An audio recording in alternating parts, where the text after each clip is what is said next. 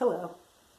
Welcome to this moment of reflection on Emmanuel Presbyterian's YouTube channel, created due to the COVID-19 pandemic. Check out all our offerings on our YouTube channel and become a subscriber. It's free. Or our webpage, ipctacoma.org, contains information on all our events and YouTube videos as well. In the next few minutes, you'll get some wee bits of geology and a smattering of theology. And we're off. My name is Beth and I am a glacial erratic. Yes, it's true. Here's the geology part.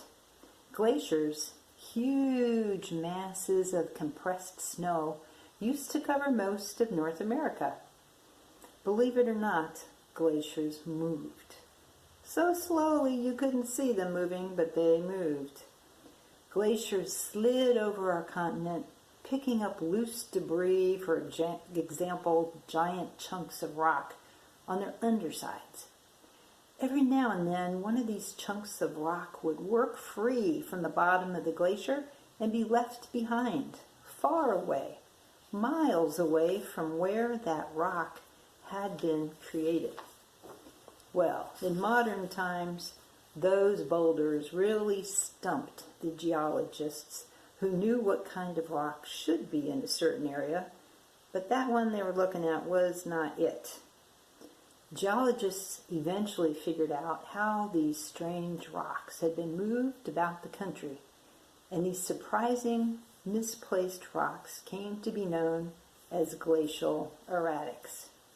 Now, I told you I'm a glacial erratic, right? What's up with that?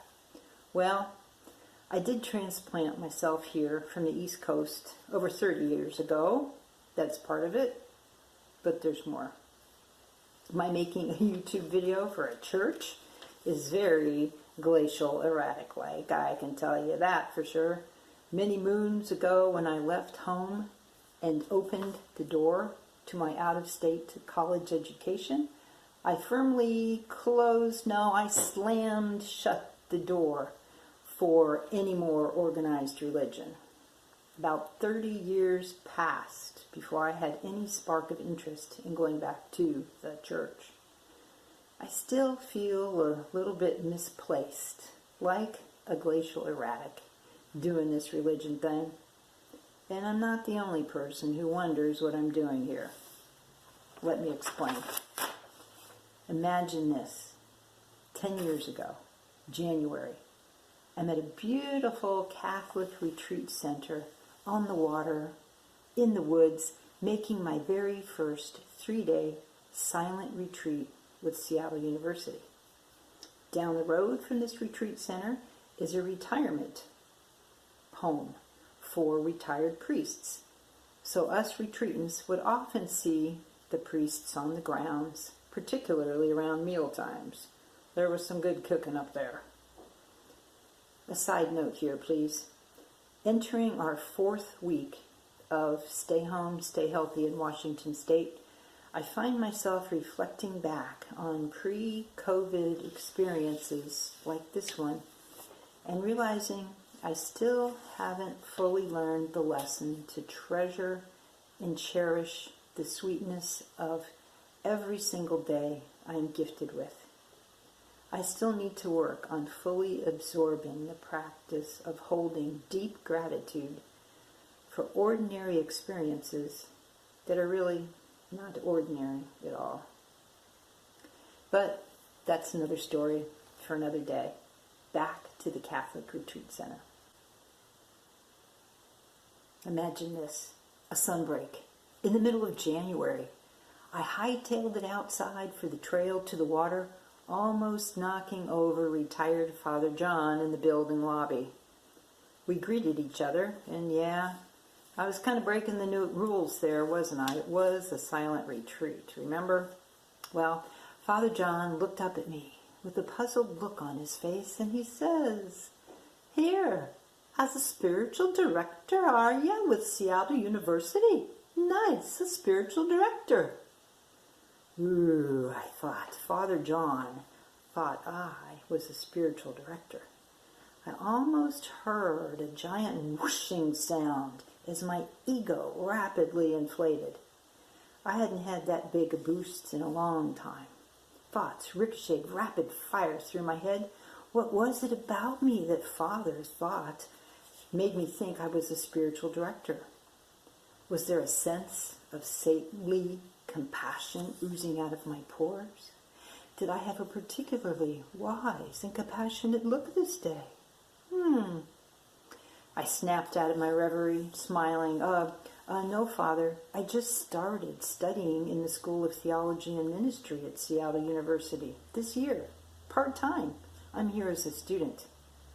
You see, once I went back to church, it wasn't long before I was all in.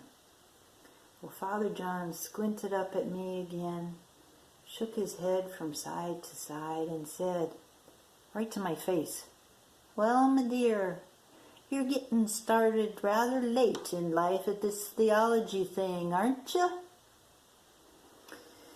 Well, he turned and headed towards the kitchen, shaking his head and muttering.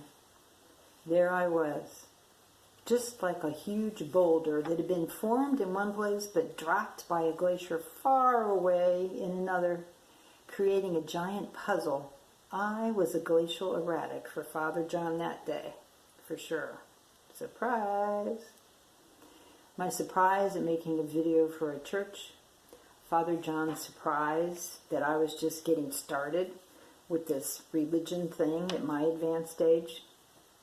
Glacial erratics, placed by that God of surprises, who is always afoot in the world, it seems. What surprises have you encountered lately? Could they be signs that God is at work through us and with us in the world? Why or why not? I recently discovered New Orleans to be a city of energy and intrigue, a place with decaying beauty juxtaposed with fresh, original creativity. I was lucky to explore it with family this past Thanksgiving, and I sure encountered a glacial erratic there. My brother picked me up at the airport, we dumped the car at the house he'd rented, and we set off on foot to meet his wife and her sister for dinner. We hoofed it past well-loved old homes, gas lamps on the porches starting to flicker as the day ended. The wonderful smell of flowers and citrus filled the air, even in the blocks where most buildings were abandoned. Then we rounded a corner. Check out who greeted us in the twilight. The enormity of this beautiful child and the shock of encountering her stopped me in my tracks. She graces the side of a warehouse that is the current home of Studio B. Here's a daytime shot to give you an idea of her scale. The necklace she wears includes the word light in a delicate script. What a grace-filled surprise to have happened upon this beautiful young girl while on an evening walk in New Orleans. Talk about a glacial erratic. In my mind, the young girl is offering light to the world, blessing the comings and goings of all who visit Studio B in the Bywater area of New Orleans.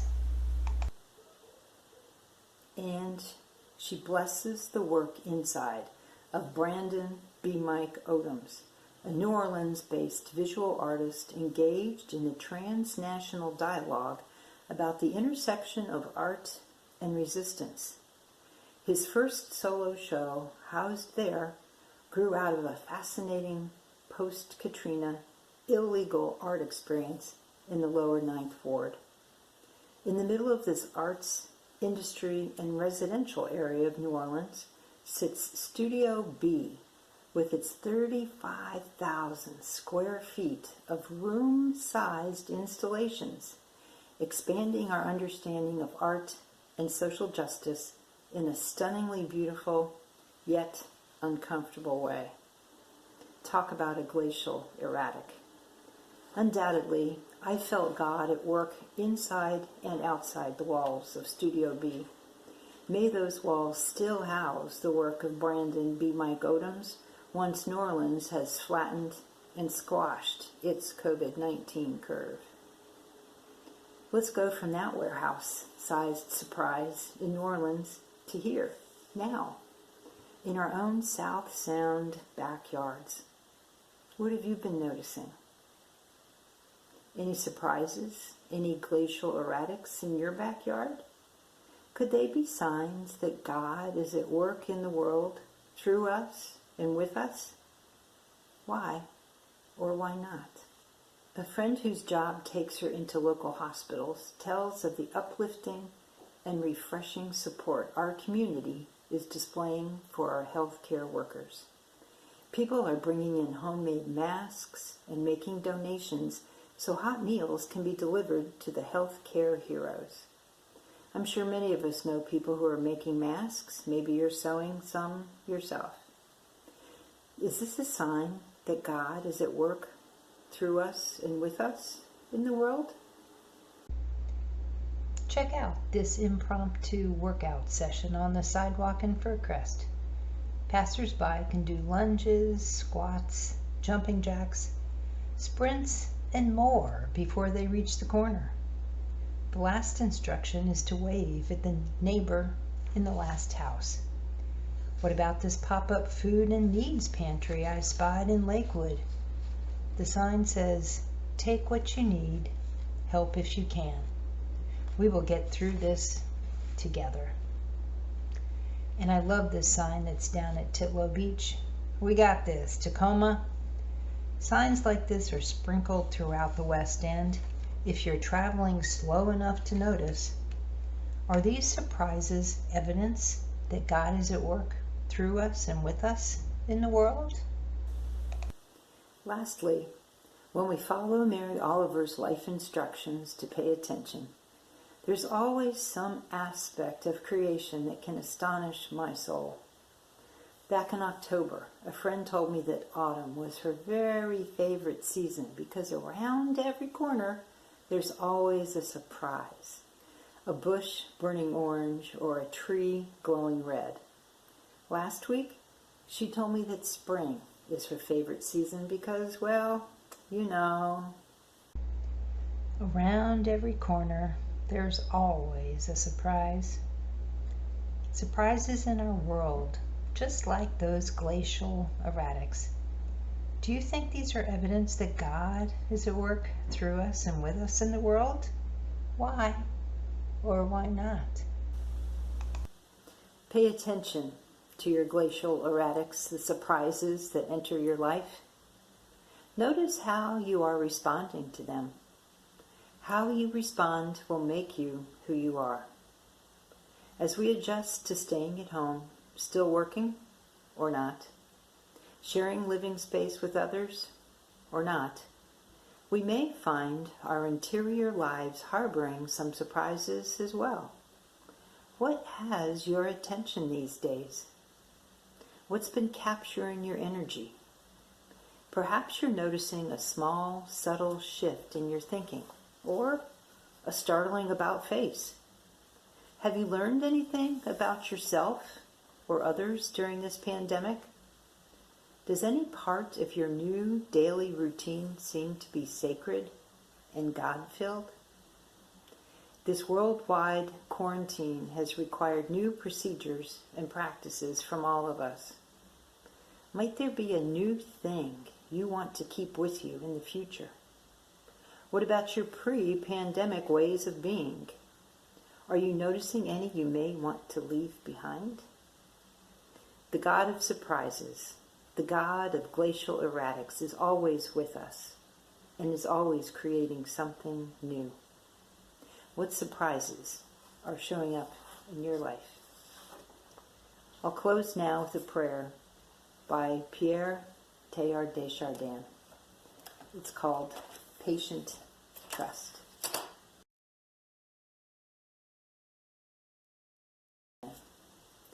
Above all, trust in the slow work of God. We are quite naturally impatient in everything, to reach the end without delay. We should like to skip the intermediate stages.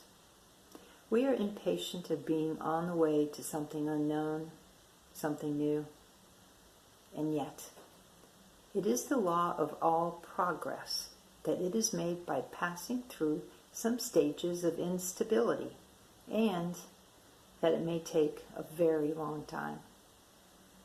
And so I think it is with you. Your ideas mature gradually. Let them grow. Let them shape themselves without undue haste. Don't try to force them on, as though you could be today what time, that is to say grace and circumstances acting on your own goodwill, will make of you tomorrow. Only God could say what this new spirit gradually forming within you will be. Give God the benefit of believing that God's hand is leading you, and accept the anxiety of feeling yourself in suspense and incomplete. Thank you for joining me here today. Be well.